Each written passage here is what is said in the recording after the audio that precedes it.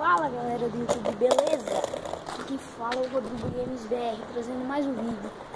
Só que esse vídeo não é de GTA V, Watch Dogs, Sleeping Dogs, nem Watch Dogs, nem nada. Hoje eu vou estar ensinando a vocês como mandar o óleo.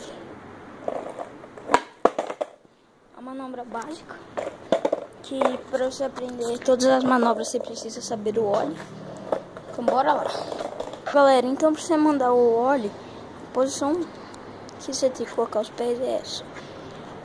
Deixa ele mais ou menos aqui no meio. O outro você não deixa ele tão cheio. Aí você vai bater e chutar. Simplesmente chutar. Bater. Bate com força.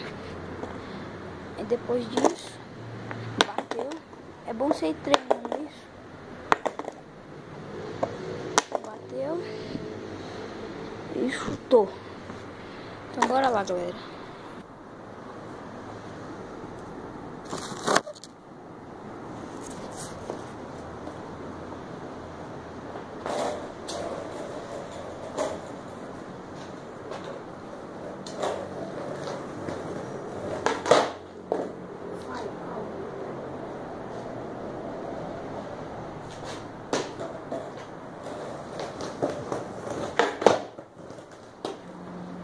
No começo, tá bom.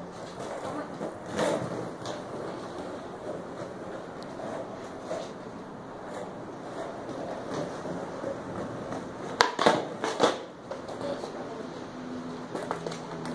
Se você gostou, se inscreve no canal e dê um like.